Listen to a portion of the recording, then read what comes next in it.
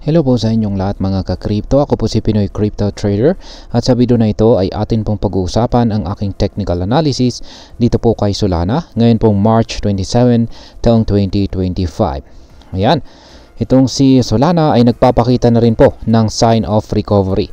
Mukhang makakabago na po itong si Solana kung ipagpapatuloy niya yung kanyang inumpisahang bullish momentum dito. Ayan. Yung ating Hall Street indicator ay nagkulay green na po. Yan, sinyalis na po yan. Naumpisa na ang kanyang, kung saan ay nag-uumpisa na ang kanyang bullish momentum.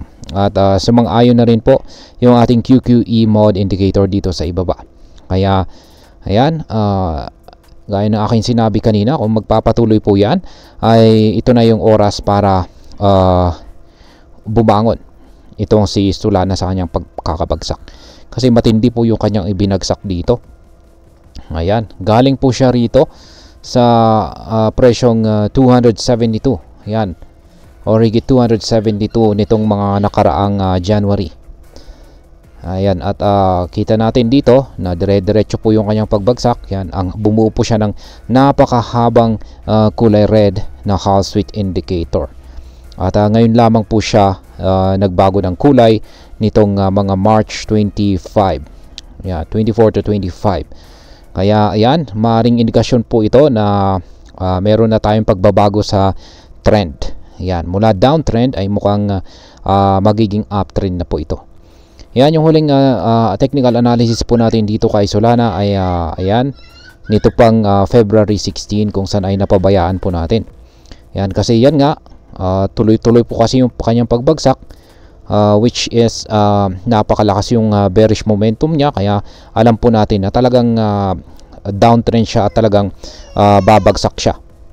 Kaya nag-update lamang po kasi tayo ngayon kasi ayan na po, may biglang pagbabago sa kanyang trend. Kaya ayan, yung pattern po natin dito is hindi po muna natin magagamit yan. Hindi na po natin mapapakinabangan yan kasi invalidated na po yan. Ayan, ngayon is meron po tayong nabuo rito na isang minor resistance dito. Ayan, mula po sa mga rejections natin yan sa mga nakalipas na araw. Ayan, kulay green. Palitan natin ng kulay green.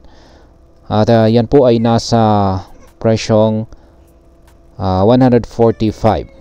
Ayan, 145.06. Isang minor resistance. Kaya yung aking projections po rito is ayan, maaari po siyang mag-consolidate dito. Ayan, possible po na mag-consolidate siya rito sa ibabaw ng ating major support dito sa 136.82 at saka minor resistance na 145.06. Ayan, kung sakali man na babagsak siya, ayan, kung sakali man na babagsak itong si Solana, ayan, babagsak po siya kung mababasag niya yung nagsisilbing major support natin dito sa 136.82.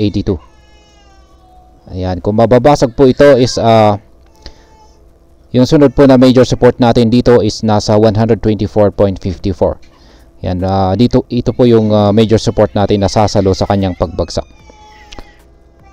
Ayan, kung aangat naman po siya is kailangan po niyang yan, kung aangat po muna siya sa ngayon is kailangan po niyang lampasan yung minor resistance natin dito.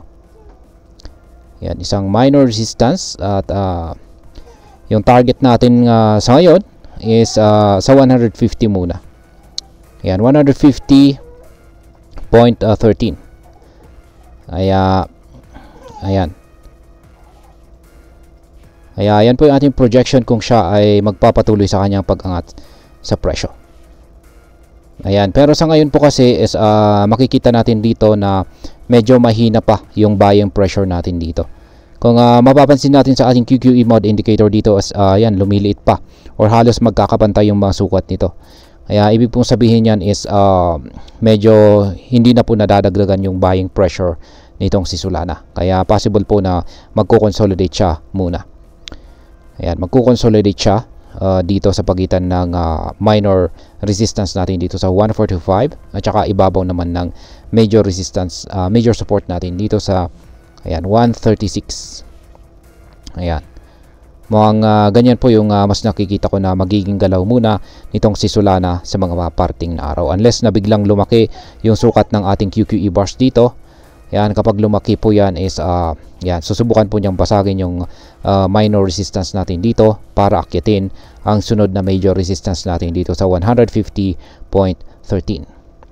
Ayan, kung magtatagumpay siya sa pagbabasag dito sa major resistance natin dito ko po masasabi na siya ay magpapatuloy hanggang dito sa 162.11 na presyo. At malinis po yan.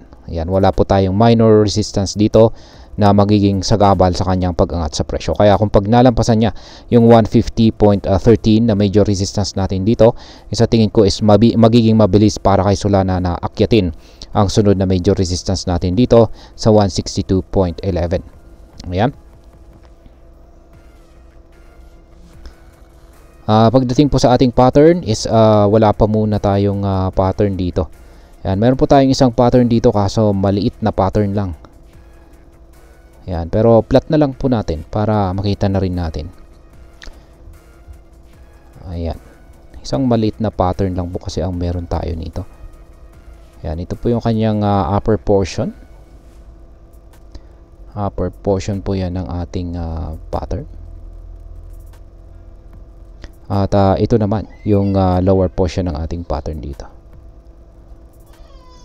Kaya isa po itong symmetrical triangle pattern. Ayan, symmetrical triangle pattern. Kaya yan na rin po natin yung binabantayan natin dito kung saan po siya magkakaroon ng breakout. Pero most likely is sa upper portion. Inaasahan po natin na magkakaroon siya ng breakout dito po sa kanyang upper portion dito. Ayan. Possible po na kung pag dito po siya nagkaroon ng breakout is magkakaroon po siya or magigain po siya ng bullish momentum. Yan, o mas lalong lalakas yung kanyang bullish momentum at possible na ito yung magtutulak sa kanya para tuluyan po niyang mabasag yung major resistance natin dito sa 150.13. Kaya ayan po yung aking projection at mga technical analysis. Ayan, technical analysis po dito kay Solana sa araw na ito. At ayan, hanggang dito na lamang po tayo sa video na ito mga ka-crypto. Marami pong salamat sa panonood. Ingat po tayo lagi at God bless po sa ating lahat.